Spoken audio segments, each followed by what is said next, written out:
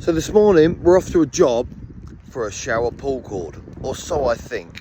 I've got a call from someone and say, yeah, we've got a problem with a shower.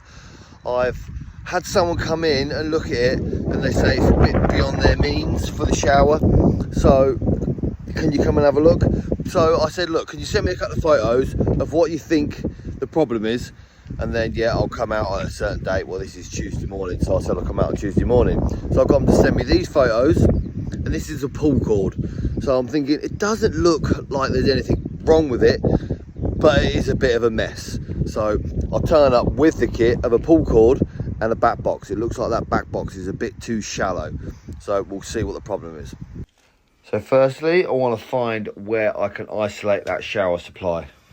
And that was a bit of an old board, but it wasn't labelled as well. So I have to test that it's live, and it looks like they've lost a neutral in there, but it has got a live cable to it. So what I'm going to do is test that it's live, put my little volt stick in there, because that'll beep. I can leg it downstairs and find where it's fed from.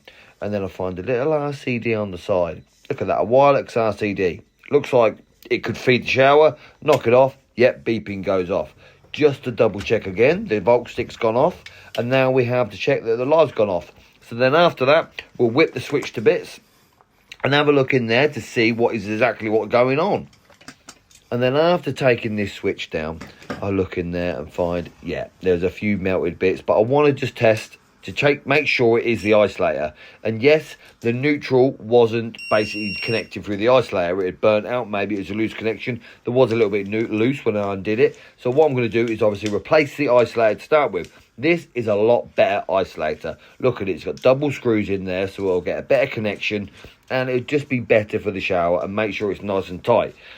And that's why they get warm, because they arc. Right, I've got to test the outgoing supply. Luckily, the isolator is right next to it. So I just want to make sure, because you're getting the right way around. I hate putting them up and the light comes on permanently because you've connected it wrong into the isolator. You've got to take it back down. So what I need to do now is just check that I get the incoming and the outgoing. And you can always tell the outgoing because it's got the little LED connected to it. So when you switch it on, the LED comes on. And that is what let you know that the shower is actually working and got a live to it. And now to find the RCD and reset that, and it's fed by a 40 amp fuse back on that way. Bit of a weird setup, but it works. And there we go, final test. Make sure it's nice and warm.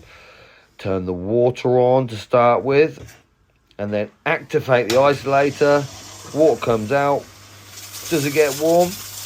Yes, then I can wash my hands once I turn it up. Spot on, job done.